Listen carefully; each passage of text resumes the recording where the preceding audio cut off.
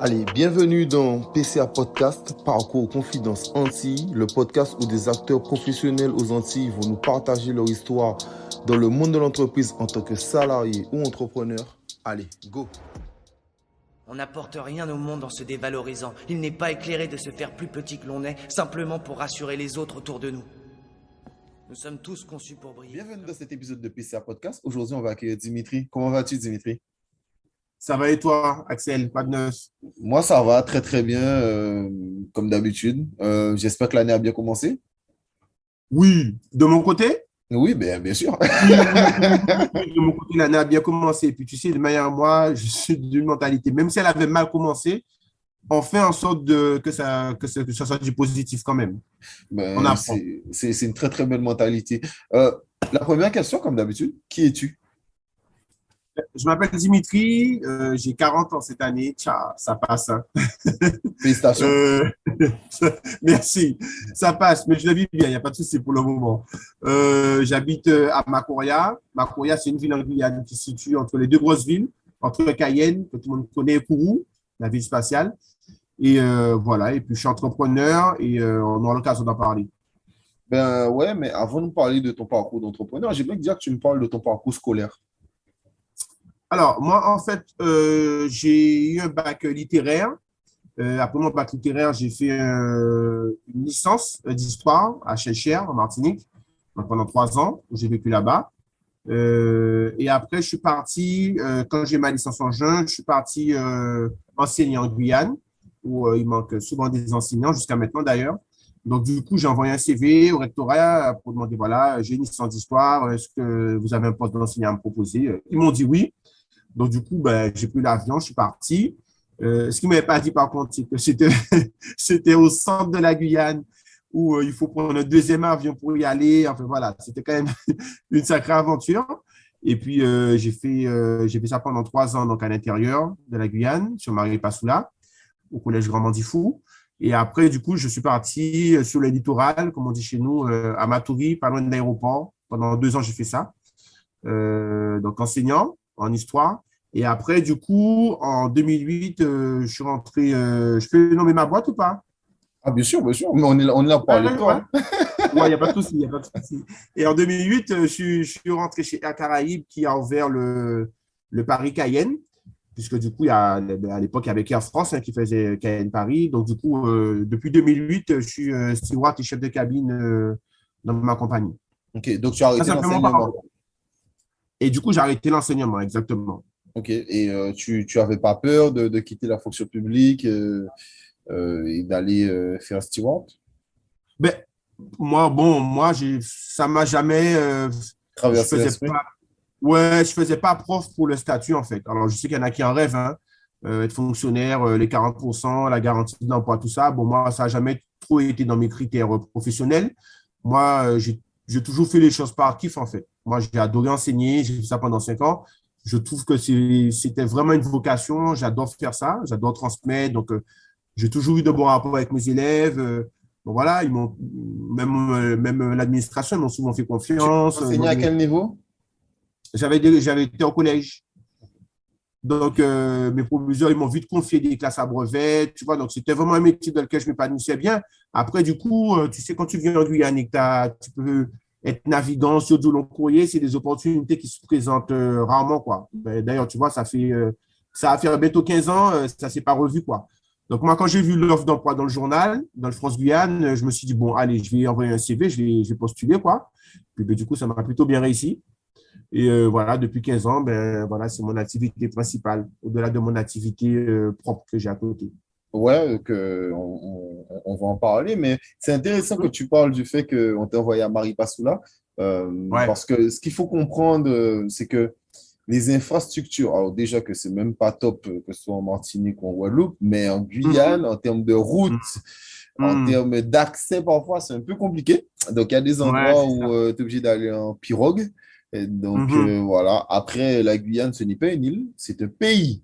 C'est un pays. Exactement. C'est vraiment grand. Donc voilà, c'est C'est beaucoup immense. moins peuplé. C'est beaucoup moins peuplé. À l'époque où j'étais allé, il y avait à peine 200 à 250 000 habitants. Donc la Ouais. moitié à peu près enfin, un peu plus que la moitié de la Guadeloupe.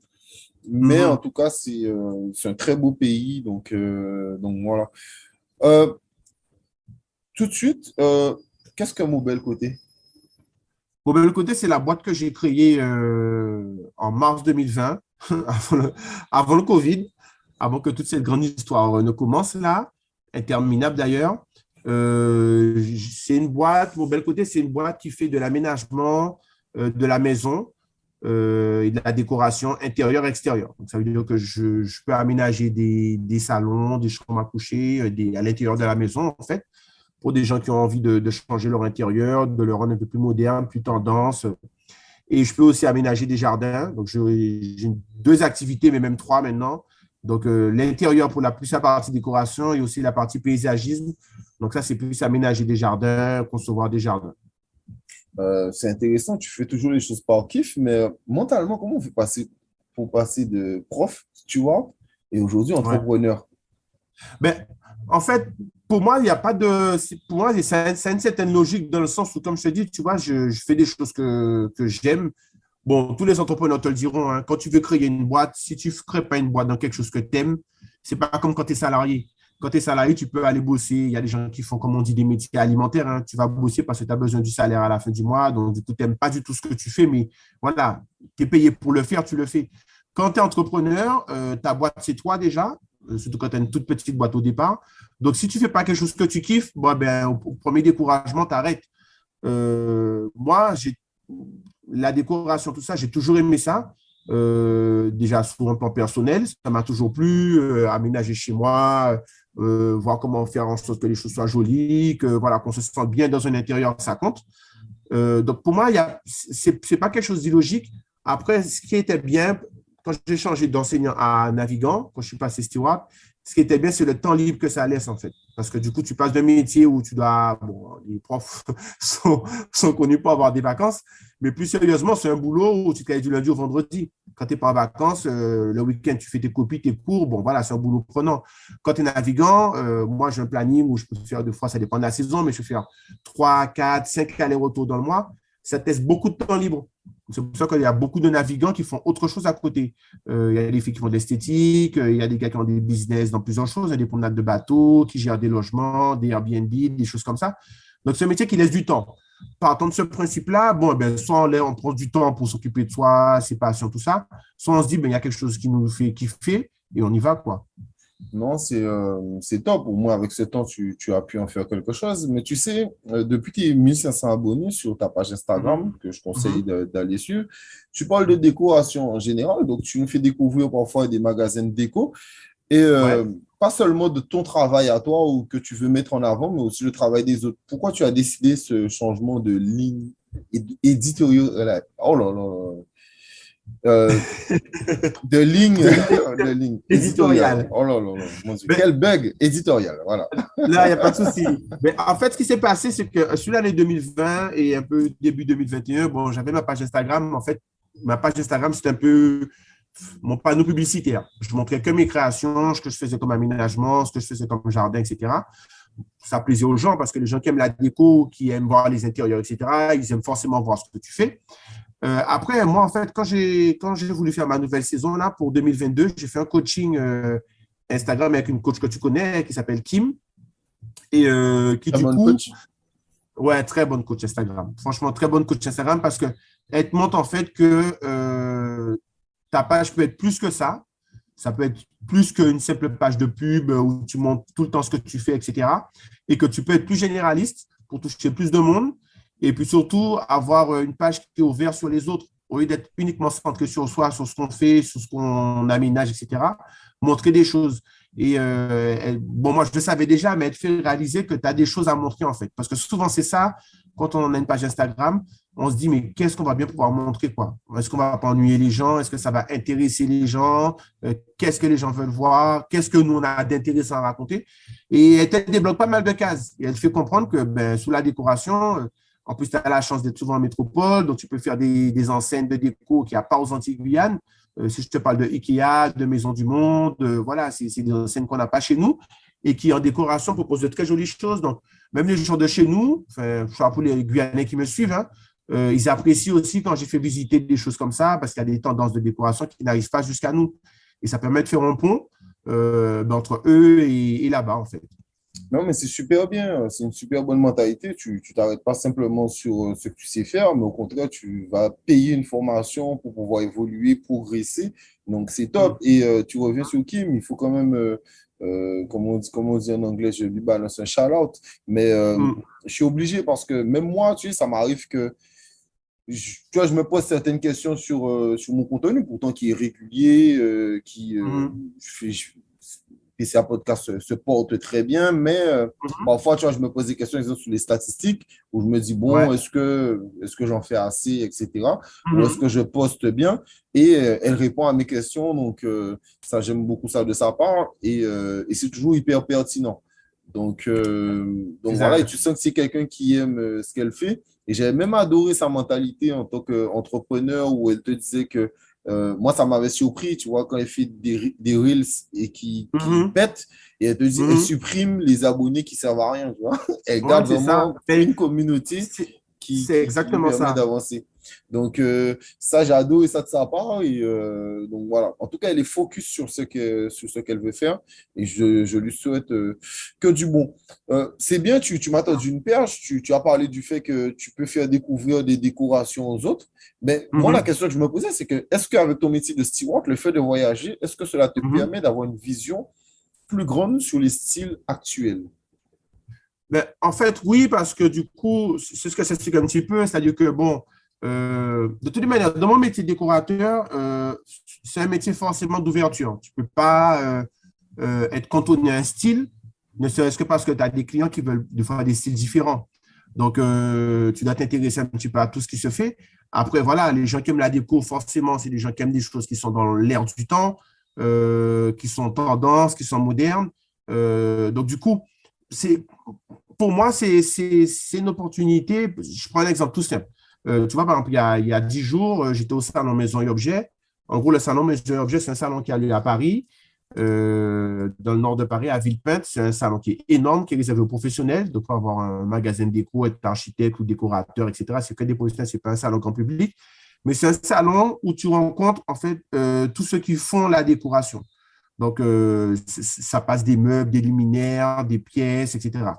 Et quand tu partages ça avec des abonnés, ben, ça leur permet, eux, déjà, de voir autre chose que ce qu'ils voient forcément à Cayenne ou à Pointe-à-Pitre, dans ton exemple, en Guadeloupe ou en Martinique, tu vois, peu importe, mais ça permet d'ouvrir les possibilités, de voir des choses différentes. Et comme le problème de chez nous, on le sait bien, hein, c'est qu'on a un marché petit, c'est d'ailleurs pour ça qu'on n'a pas des grosses enseignes, hein, ben, ça permet de voir autre chose que ce qu'on voit dans les enseignes à But, à Conforama, en fait, des enseignes qu'on a chez nous, quoi.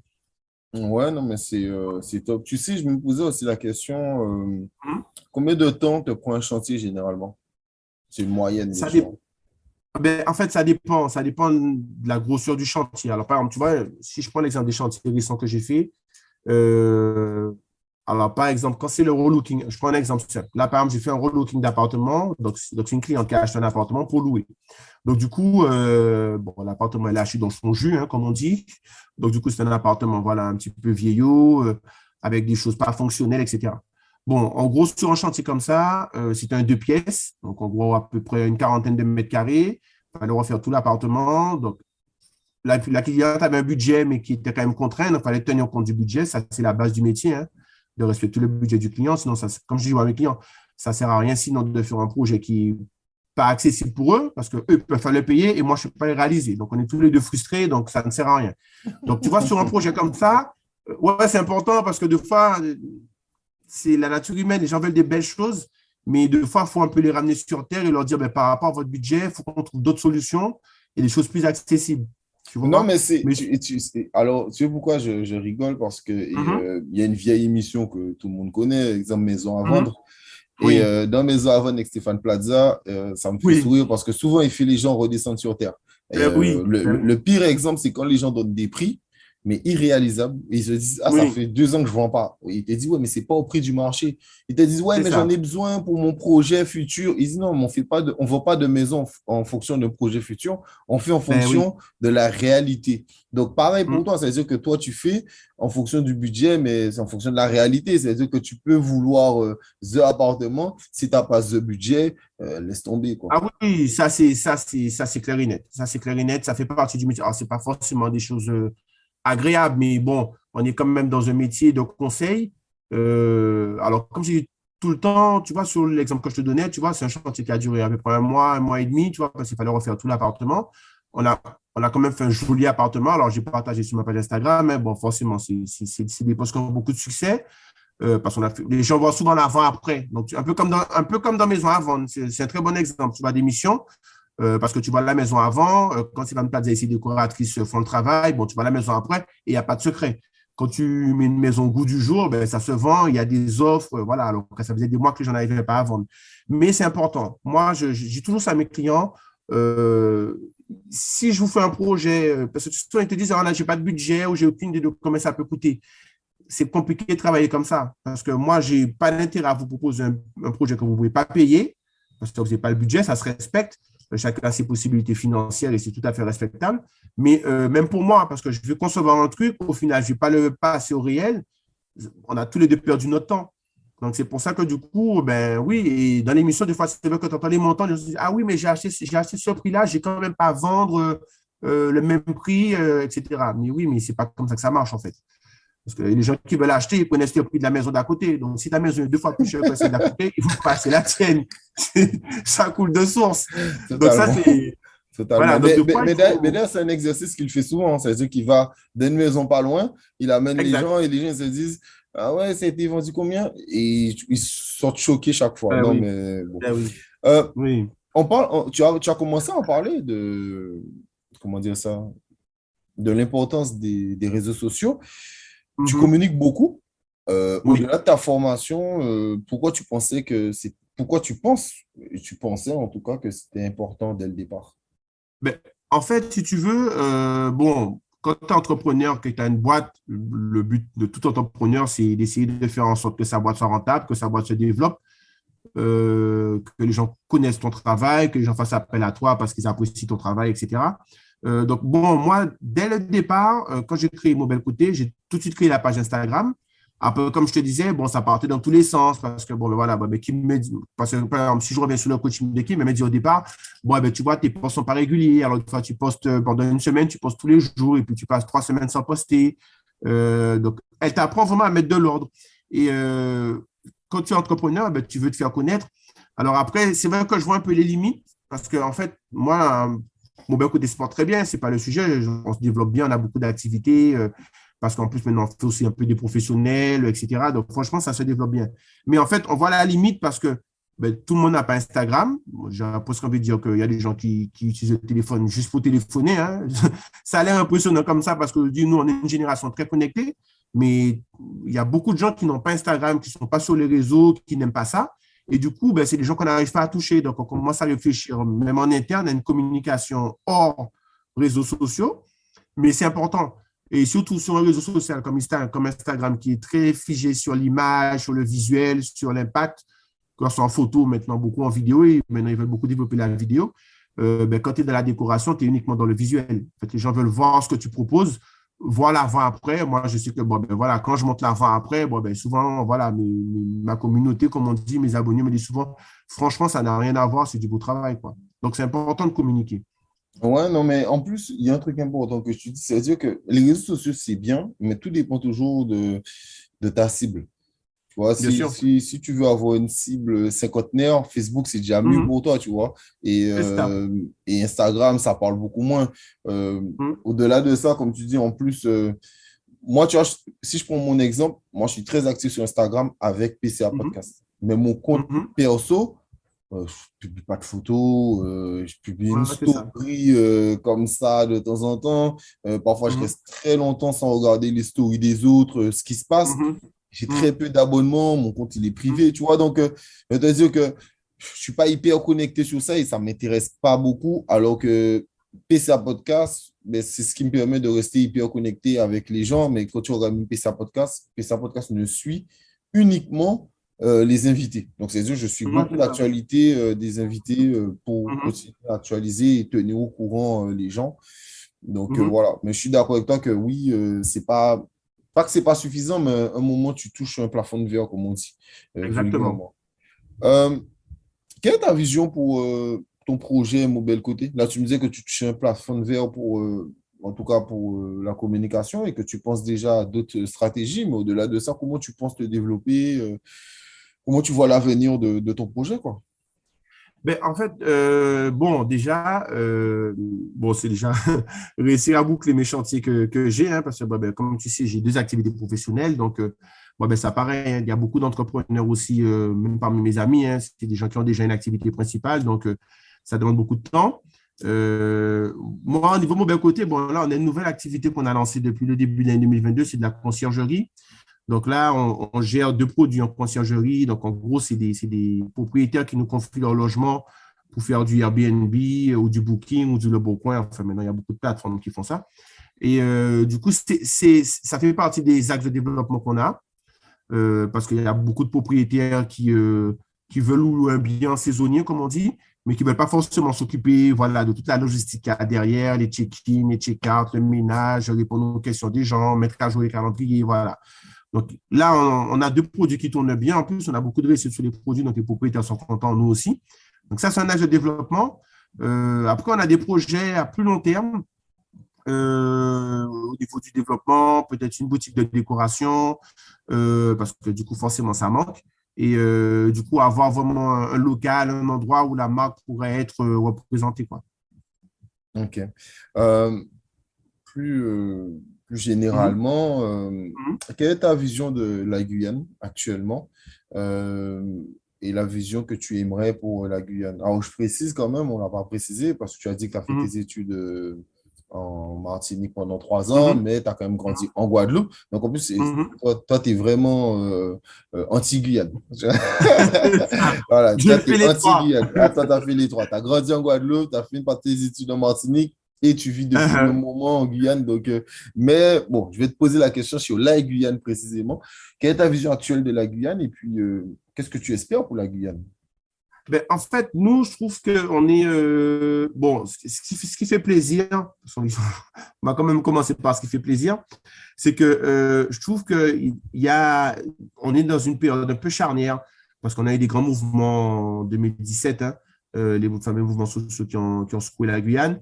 Il y a une prise de conscience, je trouve, au niveau local, qu'on vaut mieux que ce qu'on est maintenant. Donc, il y a vraiment une volonté de se développer dans tous les domaines, hein, voilà, tous les domaines de la vie guyanaise. Il y a une volonté de progresser, il y a une volonté de se développer. C'est pour ça qu'on voit que même en Guyane, il y a beaucoup d'entrepreneurs qui sortent, qui créent des business, qui se lancent. Ça, vraiment, ça fait plaisir. Après, ce qui est toujours un peu gênant, c'est la vitesse à laquelle ça va, en fait. Parce que voilà, quand on aime un endroit, on a envie que ça aille vite, surtout quand on est jeune et qu'on a envie que, voilà, qu'on on voit qu'on a du potentiel parce que c'est toujours ça. Moi, même dans mon métier de steward, c'est toujours ce qui fait un peu de peine, c'est que la Guyane, c'est un endroit qui a un potentiel et on a vraiment une carte à jouer. Alors, on n'aura jamais le potentiel des Antilles parce qu'on n'a pas la mer bleue, on n'a pas le sable blanc, etc. Mais on a des atouts colossaux, quoi. C'est un pays qui est magnifique, c'est un pays où on mange super bien, c'est un pays multiculturel. Enfin, c'est l'Amérique du Sud, c'est vraiment un très joli continent, quoi. Et on est quand même déçu de voir que ben, on a du mal à attirer du monde, il n'y a pas d'infrastructure hôtelière suffisante. Au niveau de la politique touristique, même du département, c'est encore perfectible. Donc, il y a du mieux, mais ça prend beaucoup de temps. Mais Et de fois, exemple, tu parles du tourisme. Petite question, ça retourne la ouais, vie. Euh, Période janvier, juin, il pleut beaucoup. Il y a le petit exact. été en mars, si je ne me trompe pas, c'est ça? Il y a le petit On l'a été en cherché cette mars. année. Ok. Mhm, Normalement, c'est une petite semaine ou 2 semaines max. Mais exact. et puis Cayenne, c'est hyper humide. Est-ce que c'est pas aussi à cause de ça que tu vois, en termes de tourisme, c'est compliqué? Et en plus, pour aller en Guyane, c'est cher. Le C'est billet est cher. cher. Ah non, mais il y a des contraintes, il y a des contraintes qui s'expliquent, bien sûr. Alors, on n'a que deux opérateurs pour venir ici, donc c'est compliqué niveau prix. Il y a des raisons qui expliquent le retard. Mais à un moment, même au niveau politique, on est là pour agir, ou sinon, ce n'est pas la peine. Enfin, si on est là pour se résigner, dire, bon, ben, les gars, laissez tomber, on ne peut rien y faire, etc. Il y a des pays qui sont tout aussi humides. Si tu prends l'exemple du Costa Rica, qui n'est pas loin, hein, c'est pas loin, c'est pas loin de la Guyane, c'est des territoires qui ont misé tout sur un tourisme vert et qui réussissent. C'est des territoires humides. Ouais, mais l'avantage du Costa Rica, est-ce que c'est pas quand tu vas au Costa Rica, c'est pas cher? J'avoue. Mais ça se travaille. Moi, je suis persuadé que politiquement, ça se travaille. Parce que tu sais, moi, exemple, c'est un truc, c'est un super beau débat que tu lances. Moi, exemple, c'est la même question que je me suis toujours posée.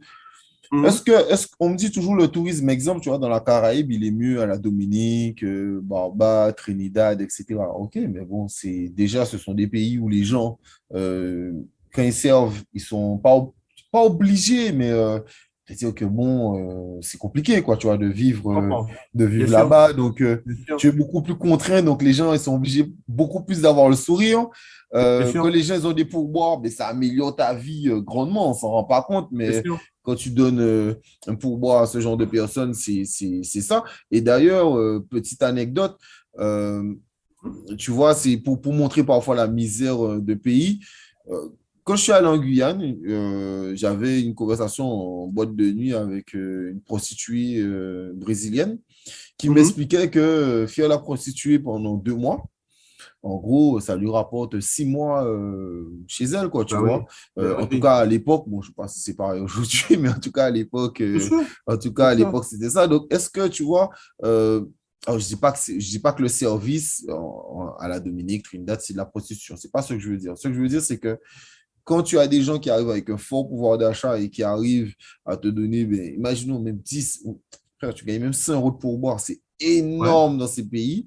Donc, est-ce que Mhm. c'est pas ce qui fait que ça motive plus les gens? Et puis, même le côté all-inclusif des endroits comme la République dominicaine ou la Dominique, est-ce que c'est pas aussi ce qui donne aussi aux gens l'envie de rester? Là, tu me parles du Oui. Costa Rica, c'est très intéressant, mais le Costa Rica, je vois pas c'est quoi leur monnaie, mais je crois pas qu'ils ont une monnaie très Mhm. forte. Donc, Mhm.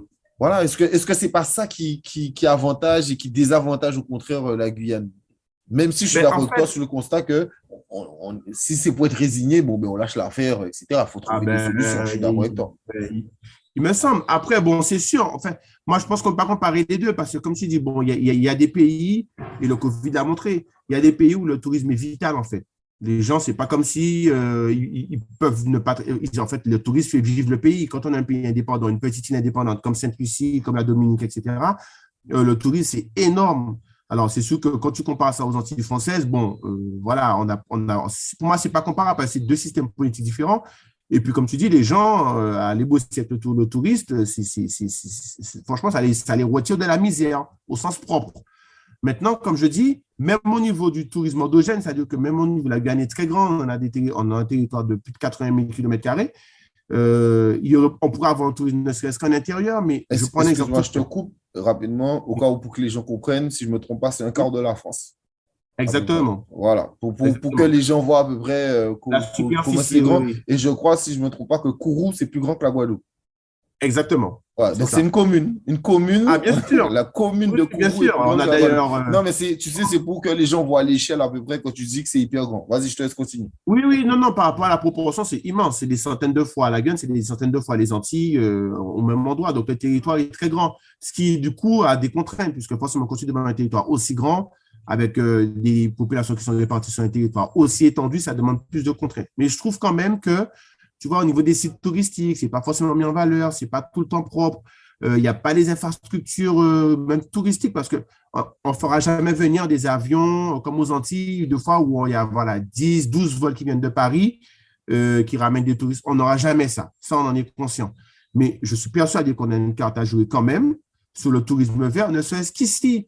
Parce que les gens qui viennent de l'Ouest, par exemple, passent un week-end, une semaine sur Cayenne, bon, ben, il manque des activités. Les sites touristiques, comme je te disais, ne sont pas forcément balisés. Tu vois, et c'est du basique, hein, ce que je te dis. Tu vois, aller à une crique, etc., trouver une crique propre, bien indiquée, avec des bancs, des choses. Ce n'est pas le nirvana. Il ne faut pas me faire croire que c'est ce qui coûte des millions. C'est super intéressant ce que tu dis. Et je vais prendre un exemple pour montrer quelqu'un qui a réussi à faire ça. Poutine. Hum, hum, C'est marrant parce qu'en bon, en ce moment, tu vois, il y a la guerre Russie-Ukraine. hum, Et les gens disaient, ouais, mais les Russes, ils ne pourront pas voyager. Alors, je précise, comme je disais aux gens, donc c'est 50 millions d'habitants. Seuls hum. 23%, je dis bien 23% des Russes sont allés chercher leur passeport. C'est-à-dire seuls 23% des Russes peuvent voyager. Les Russes, ça ne C'est les ça. intéresse pas de voyager. Ça Les Russes, t'intéresse eux, ils veulent pas. rester chez eux. Et quand tu parles Hum, de tourisme à l'intérieur du pays, c'est l'exemple qu'il y a eu à Sochi. Quand eux, ils ont lancé Sochi, tout le monde s'est dit, ah, ils ont fait ça pour les JO, mais ça va mourir. Et non, eux, ils ont hum. fait ça et ils ont voulu continuer. Et d'ailleurs, mais ça fonctionne, ça cartonne et ça continue à cartonner. Donc, je suis d'accord C'est avec toi ça. que parfois, au-delà d'attendre du tourisme à l'extérieur, aussi, on C'est peut ça. aussi développer un tourisme à l'intérieur. C'est une Exactement. très belle réflexion, ce que tu dis. Exactement. Et je pense que tu vois, c'est du potentiel. Alors, comme je te dis, il y a des sites, il y a des expériences qu'on vit ici. On voit une tortue qui vient pondre des œufs sur une plage, où elle est née il y a 5 6 ans. Il y a des choses qu'on vit ici qu'on peut vivre qu'ici. Et du coup, moi, je suis persuadé qu'on a un potentiel touristique. Donc, on va voir, hein, il y a de la volonté politique de maintenant de développer les choses. On va espérer que ça se développe. Parce que tout ça, c'est quoi? Tout ça, c'est du boulot pour les jeunes Guyanais, voilà, qui peuvent créer des restaurants, des auberges de jeunesse, des choses comme ça, faire des guides, faire des activités. Donc, tu donnes du boulot aux jeunes d'ici. Donc, c'est tout bon pour nous. Ouais, totalement. Et ta vision pour l'avenir? Ben, moi, je suis quand même optimiste parce que, bon, je suis comme tout, beaucoup de Guyanais, on est déçus par la lenteur que prennent les choses, mais je pense quand même on est quand même dans un sursaut. Bon, la classe politique s'en est rendu compte, hein, là, on a eu un congrès des élus la semaine dernière. Bon, voilà, on est dans des débats d'autonomie, hein, tu sais, c'est des courants qui traversent souvent comme ça la société guyanaise. Voilà, est-ce qu'il faut plus d'autonomie, etc. D'ailleurs, j'ai vu RCI a fait un article Oui, aujourd'hui. Malheureusement, je ne l'ai pas lu, donc c'est intéressant que tu en parles. oui, oui, oui, puisque du coup, bon, ben là, tous les élus qui sont réunis au Congrès sont tombés d'accord pour demander au gouvernement plus d'autonomie, pour gérer plus de choses et que la collectivité de Guyane ait plus de prérogatives. Très bien, pas de souci avec ça, ça va dans le bon sens, ça va dans le sens de ce qu'on demande, hein. Maintenant, comme je dis, c'est le temps que ça prend. Moi, je trouve que euh, j'espère que, voilà, que ça ne va pas prendre trop de temps, et que du coup, voilà, on va pouvoir créer du boulot parce on est de la région de France où il y a le taux de fécondité le plus important et pas d'aujourd'hui. Là, toutes les statistiques montrent que d'ici 5 10 ans, on aura déplacé la population de la Guadeloupe et de la Martinique, mais de loin. Donc, il faut créer du boulot pour cette jeunesse-là parce que forcément, tout le monde ne pourra pas être enseignant, tout le monde ne pourra pas être fonctionnaire. À une époque où, voilà, tu as bien vu, même dans la campagne présidentielle, tout le monde dit, voilà, on veut supprimer des postes de fonctionnaires, etc. Donc, quand tu sais qu'un territoire va avoir 500 000 habitants dans 10 ans, tout le monde ne pourra pas travailler ni à la région, ni au ministère de l'Éducation nationale. Donc, il faut développer un secteur privé, il faut développer des activités pour donner du boulot aux gens. Donc, bon, moi, c'est ce que, et comme je te dis, il y a beaucoup de jeunes qui, du coup, se prennent en main, qui lancent des business dans beaucoup de domaines, hein, dans l'esthétique, des restaurants, des activités dans le tourisme vert. Donc, franchement, j'espère qu'on voilà, on va réussir à créer quelque chose d'intéressant, quitte à faire un modèle un peu guyanais, parce qu'on on a des atouts qui sont quand même uniques, mais voilà, que ça ira dans le bon sens. C'est tout ce qu'on se souhaite. Non, mais c'est ce que j'espère et c'est intéressant que tu parles de taux de fécondité. Le taux de la Guadeloupe de fécondité est très haut aussi.